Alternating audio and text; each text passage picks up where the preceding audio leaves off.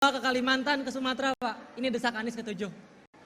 Saya Izmu Pak, saya yang akan memandu diskusi kita dengan hari ini. Desak Anies ke-7 ini spesial Pak, karena kita di pasar Pak. Pertama kali desak Anies ini di pasar Pak. Di pasar semua orang kumpul. Ini ada teman-teman pedagang di sini Pak, di depan Bapak persis. Ada mahasiswa juga kumpul. Barusan ada supir Gojek di sini kumpul. Ada pegawai, ada pelajar dan lain-lain. Tepuk tangan. Pak, karena katanya adat bumi lancang kuning ini panggil orang Pak Cik, Mak Cik gitu ya Pak. Saya akan izin panggil Bapak Pak Cik Pak ya. Pak Cik Anies gitu ya. Sepakat ya? Cocok ya? Oke, Pak Cik Anies. Ini semalam debat nih. Ini semua orang di sini pada nonton. Enggak level. Waduh. Coba teriak-teriak. Siapa yang paling bagus semalam? Tadi ada yang ngomong sapres sebelah katanya Pak. Enggak apa-apa ya Pak ya. Enggak apa-apa ya. Selera orang beda-beda Pak ya. Pak, tapi cerita dong Pak sedikit. Bapak sendiri semalam itu pribadi puas enggak Pak? Karena teman-teman di sini, bapak-bapak ibu di sini juga penasaran gitu Pak. Impresi Bapak, perasaan Bapak, kepuasan Bapak semalam itu gimana Pak? Boleh digambarkan sedikit Pak? Sambil sapa-sapa di sini mungkin. Tadi malam saya tanya perasaan tapi nggak dijawab. Iya, saya tadi malam tanya perasaan kan, tapi nggak dijawab. Jadi sekarang saya ditanya perasaan ya. Alhamdulillah saya bersyukur sekali nomor satu. Saya bersyukur bisa kembali ke Pekanbaru. Saya bersyukur bisa kembali ke Riau. Dan kali ini ketemu di pasar yang luar biasa. Jumpa semua. Insya Allah ini pertemuannya bawa berkah ya. Nah terus cerita tadi malam. Saya panggil Anda apa jadinya? Izmu Pak. Izmu aja atau Pak Cik Izmu? Pak Cik Izmu boleh. Kalau Pak Cik kemudaan ya? Kalau muda panggilnya gimana?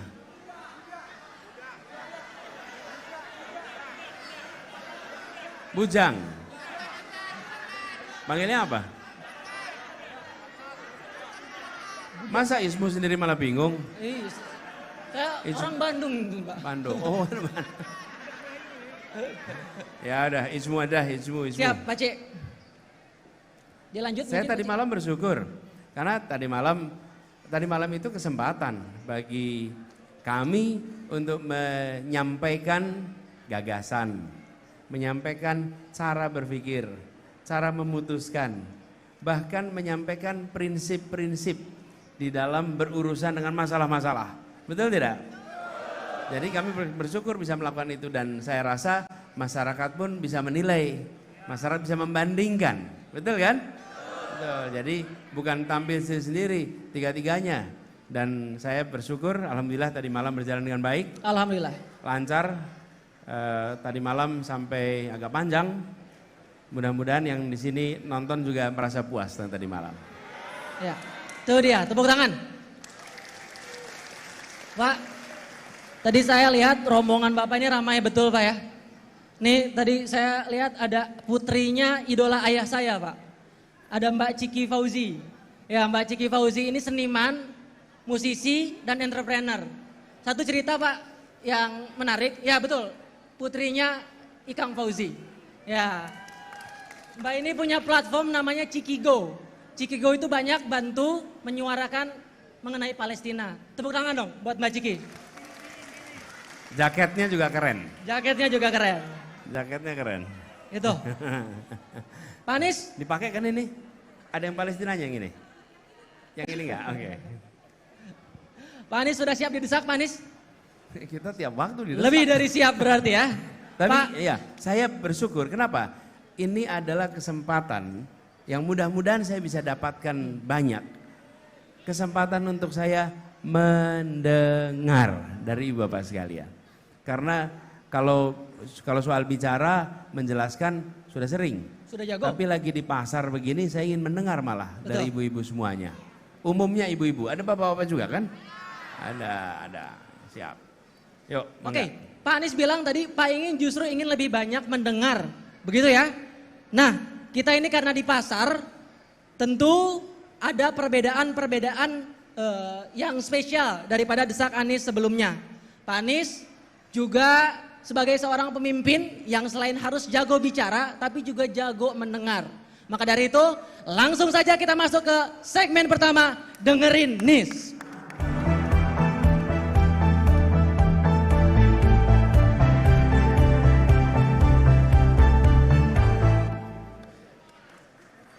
Ya, sekali lagi saya ulangi karena ini kita berada di pasar ya. Pasar Sail Pekanbaru, Pasar Sail Indah Pekanbaru. Nah, bicara tentang Pasar Sail Pekanbaru ini Pak, ini punya histori yang indah seperti namanya. Jadi dulu ketika didirikan, saya dapat cerita bahwa Pasar Sail ini dapat titel sebagai pasar terbaik satu Sumatera, betul ya? Jadi teladan tahun 2000-an awal. Tapi waktu berlalu, keadaan berubah nih Pak. Bapak mungkin bisa lihat Pak, sudut-sudutnya Pak. Ini tadi siang hujan, atap ini bocor Pak. Nah, artinya apa? Ada keresahan yang terpendam. Ada perubahan yang ingin didesak tentunya. Dari teman-teman pedagang. Maka dari itu, saya mengundang perwakilan dari teman-teman pedagang Pasar Sail Indah. Ada perwakilan yang bisa maju ke depan? Ada pedagang? Satu orang? Oh ya, silakan. Jadi aspirasinya disampaikan langsung oleh pedagang ya Pak. Bapak dengan siapa? Pak Ihsan. Dengan Pak Ihsan. Pak Ihsan, silakan, ini mikrofonnya. Silakan Pak Ihsan, disampaikan Pak. Bismillahirrahmanirrahim. Assalamualaikum warahmatullahi wabarakatuh.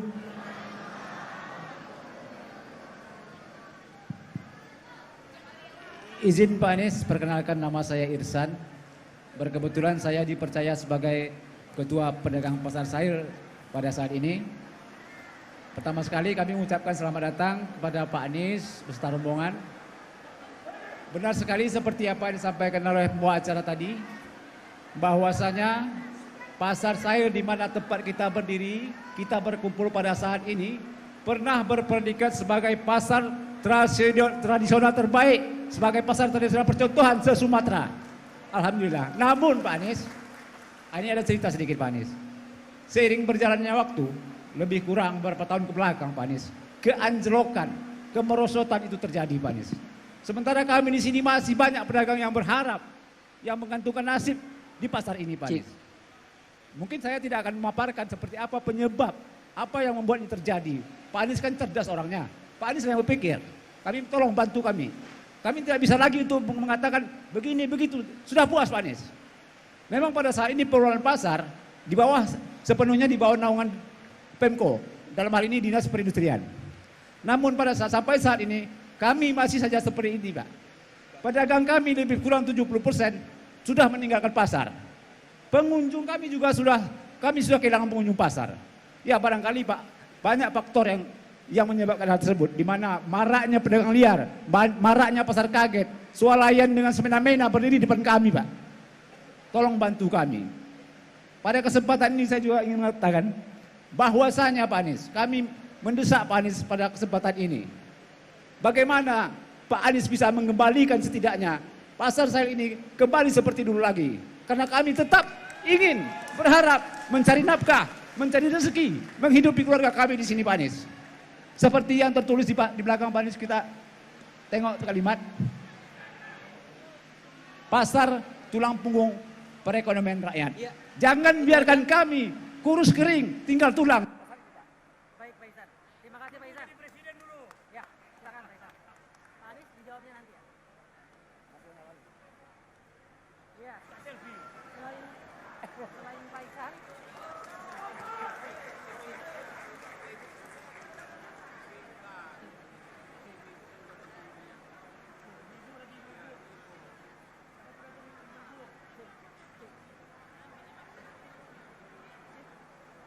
Ya, selain Pak Ihsan, tentu masih ada aspirasi-aspirasi lain dari pedagang pasar saya tentunya.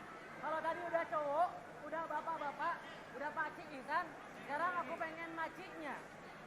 Ada yang berani macinya? Ibu silakan.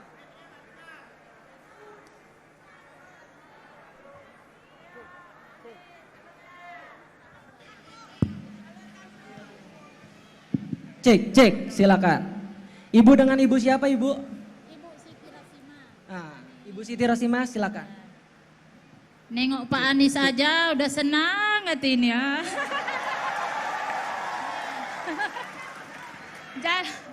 Jadi lupa mau nanya apa. Ya, hidup Pak Anies ya.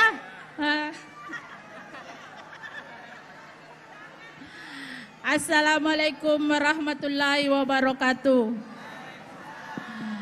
Baca ya Pak, baca Pak. Saya salah satu perwakilan pedagang Pasar Sahil Pak, nama saya Siti Rasima. Dalam hal ini saya hanya ingin menjelaskan Pak tentang keadaan pasar. Keadaan pasar dan keadaan pedagang sekarang ini tidak baik-baik saja Pak. Di mana kini harga bahan pokok yang melonjak naik, pasar online yang marak, pasar modern yang tersebar luar seperti swalayan yang berdiri di dekat pasar-pasar tradisional Pak. Contohnya Daily Mart Pak.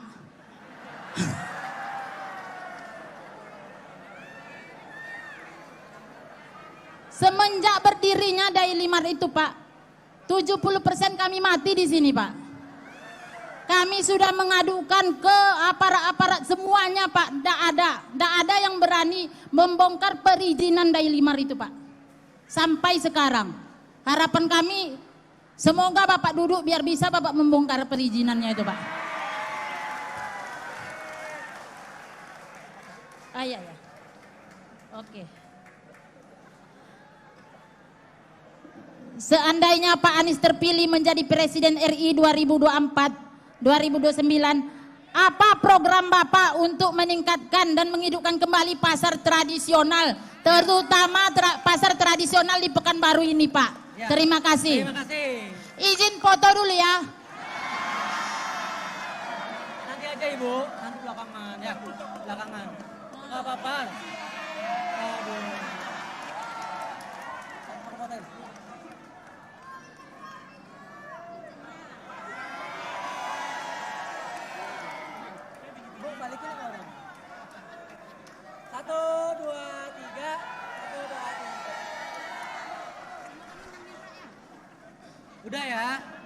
Udah ya, nggak ada pertanyaan lagi ya? Udah nggak? Udah apa masih ada? Oke, terakhir tapi jangan lama-lama. Jangan pakai foto. Silakan. Nggak mau? Oke, silakan. Hidup Pasar Sahil. Ibu singkat aja. Assalamualaikum warahmatullahi wabarakatuh. Selamat sore Pak Anies, perkenalkan saya Wiwi Ekasari. Saya pedagang Pak, pakaian jadi yang di sudut sana. Ya, masih dibuka Pak. Ya. Semoga Pak Anies dan kita semua di sini dalam keadaan sehat walafiat. Amin.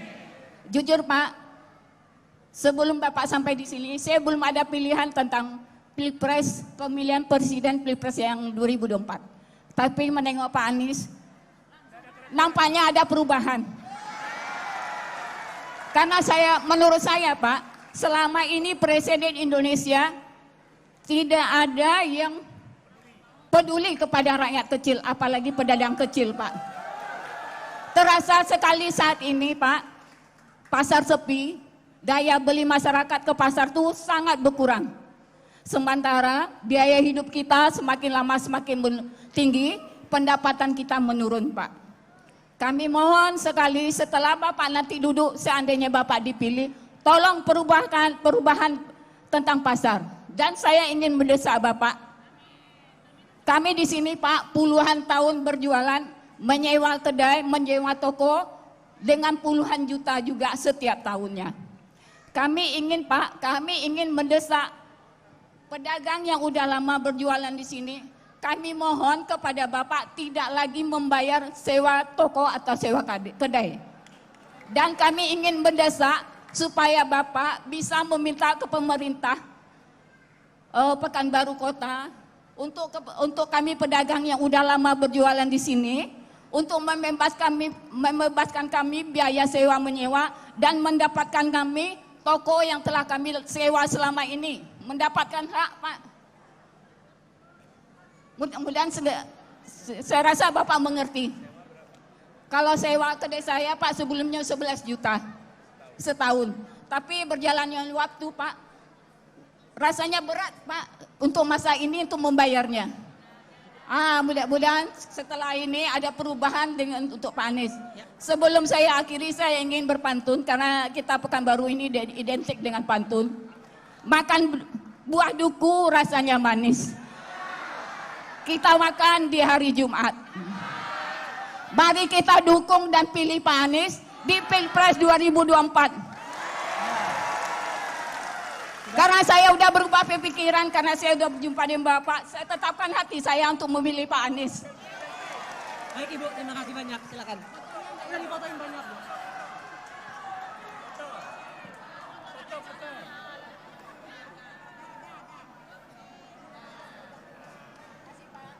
Baik, terima kasih. Waduh, pedagang ini antusiasmenya luar biasa ya Pak ya. Sulit sekali mengatur pedagang ini. Oke, tapi poinnya Pak Anies sudah catat semua. Tadi Pak Anies sudah mendengar aspirasi, keresahan, dan harapan-harapan dari teman-teman pedagang. Tapi tahan dulu Pak responnya, nanti sekaligus. Pak Anies sudah punya jawaban? Sudah siap Pak Anies? Kalau sudah siap, kita masuk ke segmen kedua. Gimana Nis?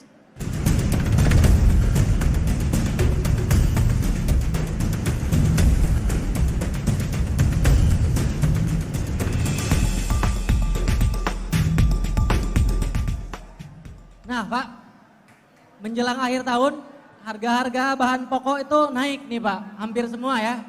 Saya punya data, harga per kilogram daging sapi itu 147.000. Cabai merah keriting 78.000. 78.000. Bawang merah 32.000. Minyak goreng 16.000. Apalagi nih yang belum disebut? Wah.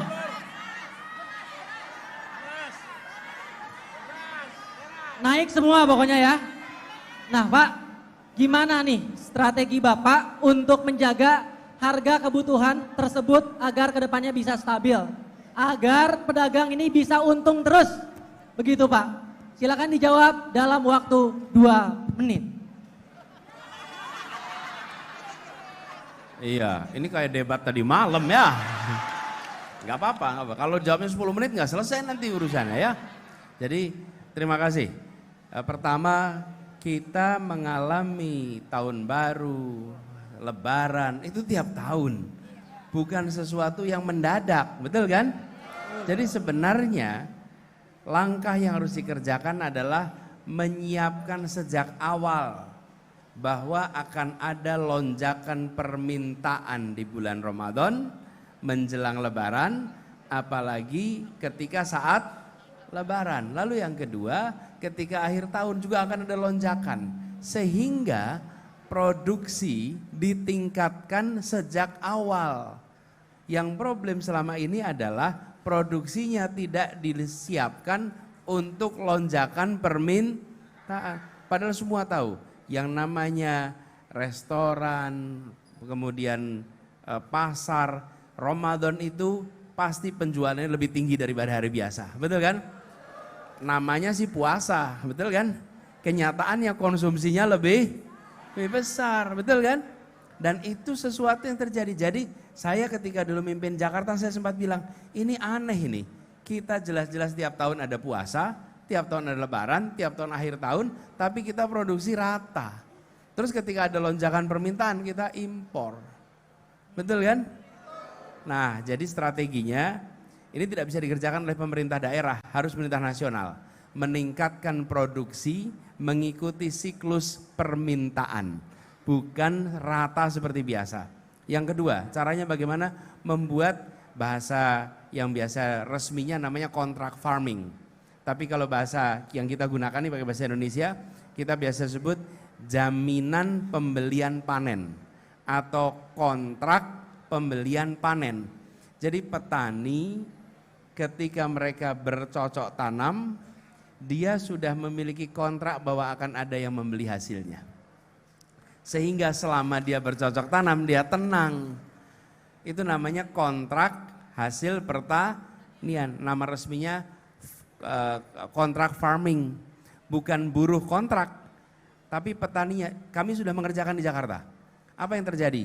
Petani itu membentuk, kan ada gapoktan ya, gabungan kelompok tani.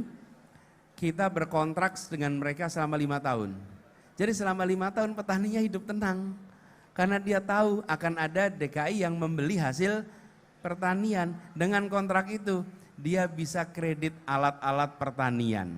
Dengan kontrak itu dia bisa, kalau ada kebutuhan pupuk, kebutuhan kimia, dengan mudah dia mendapatkan pinjaman. Kenapa? Karena ada kontrak yang akan membeli. Nah, dengan cara begitu maka kebutuhan kami nih wilayah bisa dibuat sesuai dengan produksi. Jadi itu yang kita bisa kerjakan. Dengan cara begitu insya Allah kita akan bisa menangani lonjakan harga sehingga semuanya menjadi lebih stabil. Gitu ya. Baik. Oke, pertanyaan kedua Pak Anies. Nih Pak, tadi ada cerita juga dari Bu Wiwi ya kalau nggak salah ya. Nih pasar sepi, awalnya akibat COVID ya, akibat pandemi. Tapi buktinya setelah pandemi juga masih sepi aja. Berarti ada satu hal lain yang terjadi. Nah kebiasaan masyarakat ini berubah sekarang. Pada suka belanja online katanya Pak. Akibatnya pasar-pasar tradisional yang fisik ini jadi sepi. Nah kira-kira Pak Anies punya solusi nggak Pak? Supaya pasar tradisional ini bisa ramai lagi ke depannya. Gimana Pak? Ya, pasar tradisional tidak boleh mati, harus dirawat, dikembangkan, dan itu ciri dari bangsa kita. Ya. Dan di pasar tradisional itu terjadi interaksi lebih dari sekedar transaksi rupiah. Kan saling kenal, betul tidak? Antara pedagang dengan penjual juga, walaupun ketemu tiap waktu, tawar-tawaran terus tiap waktu. Benar tidak? Disitulah kemudian ada ikatan kebersamaan.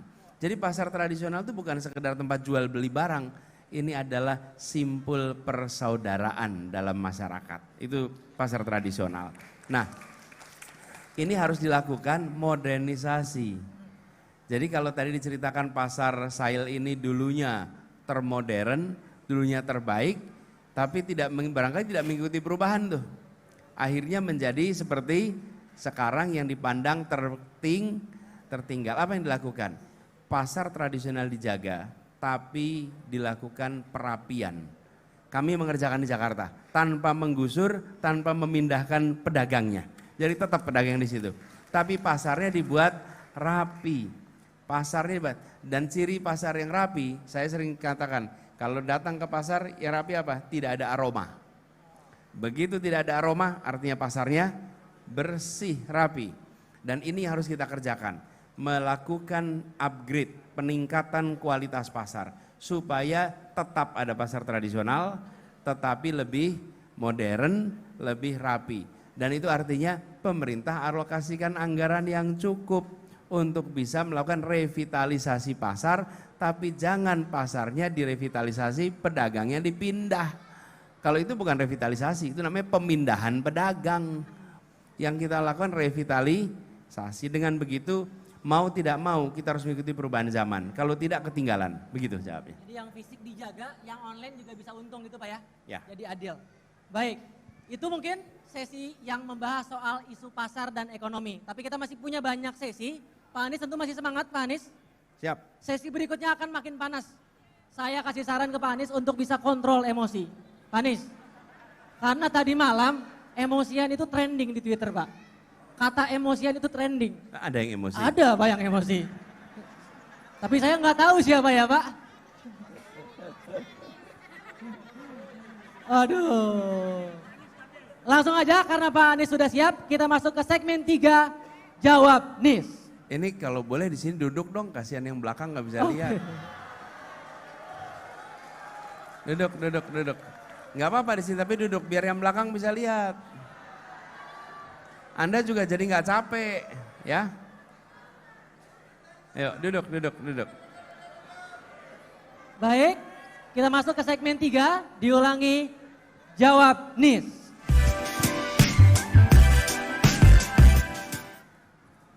Baik, Jelajahi cara baru mendapatkan informasi. Download Metro TV Extend sekarang.